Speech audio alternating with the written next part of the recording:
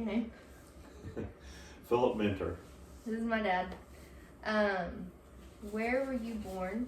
I was born in Gastonia, North Carolina What year? in 1969. Okay. So you lived in Greece I did. for how long? For about 8 months. Okay. What were you doing in Greece? I was a missionary.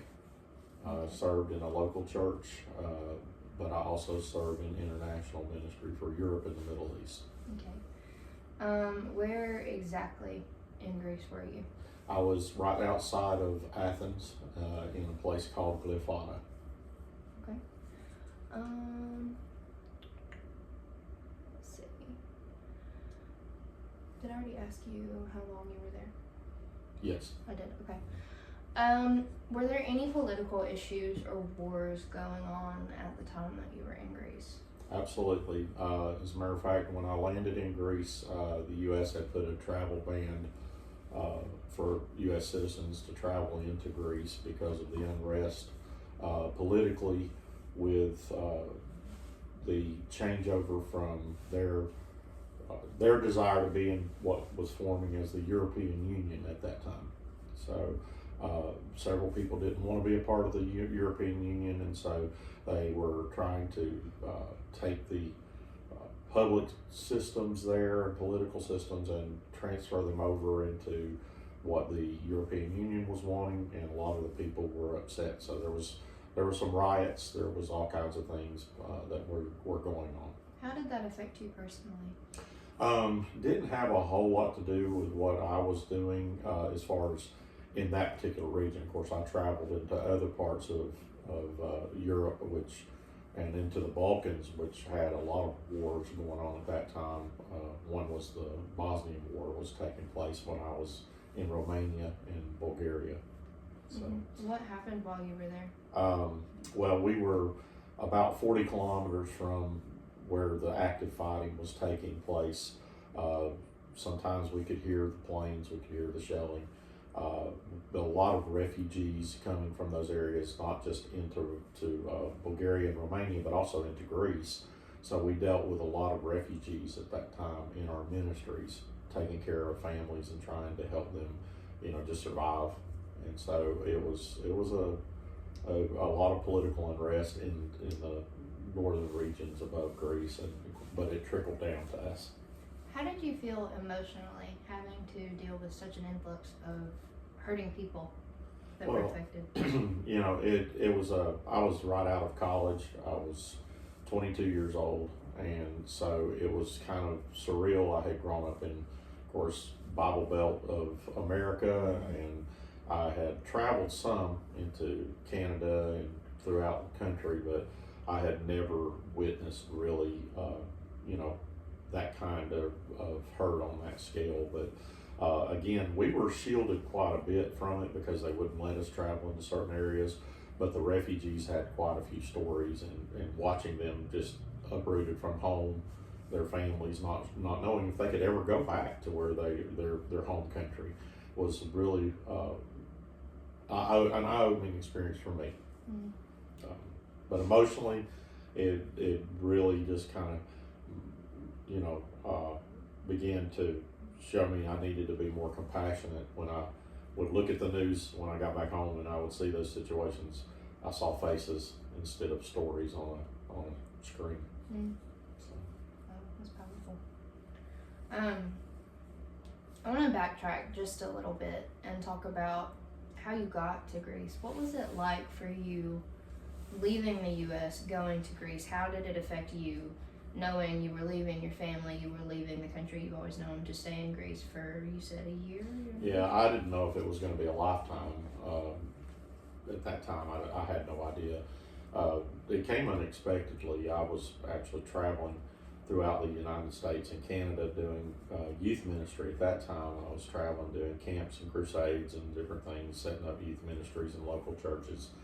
And I got a call while I was in Pennsylvania doing a youth camp from a missionary that I had met briefly for about 10 minutes at a conference. And he said he had been praying, and him and his wife wanted me and, of course, my roommate from college to come and stay with them and work with them and just see where it led. And so there was a lot of excitement. I mean, I was at that time no attachments except for my immediate family, my mother, my father, and my siblings. But I was kind of always had an adventurous spirit, so I was psyched. I was ready to go. And when it worked out for me to go, it was just almost like a dream. The reality of it didn't sink in until I guess I was actually standing at the Parthenon and looking at these ancient ruins and going, "Wow, I'm here." And so yeah, it happened really fast. We got the call in June. I was stepping off a plane in late July, so it was fast. Can you talk a little bit about the roommate you went with? Brian. Brian, we're still friends today. He still serves in missionary work in Europe and the Middle East, lives in Greece. I came home and started ministry here. He stayed. We were brothers. We traveled a whole lot. We were roommates in college. We joke around that we either love each other or we know so much stuff about each other we're scared to betray one another, and we are joking. Yeah. But he's just a great friend, really active in ministry and doing a lot of great things. But he's my brother. He's my friend. So did you have any life-altering experiences while you were there? I know that might sound like Oh goodness, more than I can count. Yeah. Because I like I said, I based out of Glyfada, which was it was a suburb in Athens, but we traveled throughout the whole region. I was in Germany, Bulgaria, Romania, and then I had a chance to travel to Israel. And so all of those experiences, really it took years for those to finally begin to settle in and me to begin to glean from those experiences how it had altered how I was as a person. I came back to the United States realizing we're a little bit on the spoiled and selfish side. Things there are not as easily available. We take for granted. If I want fruit, I can go get any kind of fruit I want right now at a supermarket. There it has to be in season, and it has to be that time of year that they can get it. They do not. It's just a different world. What we would consider a meal here, they would look at us and say that should feed you for several days. Wow. It's just a different, the cultures and the difference of how people look at things. It shaped me and it molded me into a different person. But I didn't realize that was not just while I was there. It was a process that's probably still going on today. You mentioned Israel, that you went to Israel. There's a lot of conflict in Israel now. And I wanted to ask is it still the same today? Did you see a lot of what they're talking about on the news now? Absolutely. Gaza was still a hot zone. The West Bank was still a hot zone. Matter of fact, one of the most interesting things I did was we went into the Arab part of Old Jerusalem to visit a blind pastor. His name was Albert Babisha. He was Iraqi by birth and had moved to Israel as a missionary. Wow. To the Arab people. Brother Babisha had been, his wife was blind, and he had a mentally challenged daughter who took care of them. And so we traveled, and as we went into that area, we had to find a taxi with an Arab marking numbers, because they're numbered for Jewish cabs and Arab cabs. And once we got into the Arab cab, our driver would go so far and do his wipers so many times. We're going in the middle of the night.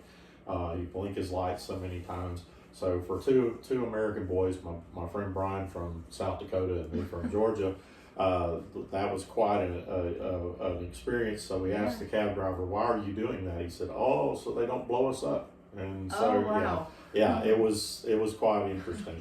So when we got to his house, what a wonderful man, what a wonderful wife he had and daughter. They were just tremendous people that just had a great love for their God, but great love for humanity, and just wonderful stories. That he had read his Bible in Braille so much that it had smoothed out the pages. Wow. And so when I got back to the States, the first project I had was to buy a Braille Bible to send back to him, and was able to do that. Oh, but he was just a tremendous man, and that shaped me. But also, while we were traveling, we were in Jerusalem and we're visiting one of the holy sites. And we get back on our tour bus, and the back window just shatters. Our bus driver jumps in, drives us about probably 100, 200 yards away, and jumps out, goes to the back of the bus, and he comes back in and he says, someone threw us a rock. So, very instantly we saw how violent things could turn. Wow. Later that night we found out that there had been an incident of attacks on some of the IDF troops, and they had shot and killed several just not far from where we were at. So, wow. Yeah, it's just a different world, but there was a lot of the same issues. Yeah. Same issues. For my last question, just to kind of bring everything back together, is there any advice from your experiences that you would give to travelers, that people that might consider going to Greece or Europe at all now? What would you tell them if you could tell them anything? Do your research. Know the area you're going. Get in contact with good, sound people who can plan your trip, that know the area, know the culture, and the best advice I could say is this: especially if you're an American, traveling to another country, be humble. Mm-hmm. Be humble and realize that you're the foreigner, and that when you go into these places, it's a privilege to experience their culture. Don't try to bring American culture to these areas. Mm-hmm. Absorb their culture, absorb the climate, absorb the food, the music, the art. Some beautiful things to see, but I think too many times travelers come from our country to other countries, we just expect it to be just like here, but different. But you do what I want. Be humble. Yeah, that's good advice. Well, thank you for sharing your heart. This is my dad. I hope this interview is as beneficial for you as it was for me, because I've never got to sit down and talk to Dad about this, really. I've only heard a few stories, bits and pieces, but thanks, Dad. Thank you so much. I think she deserves an A.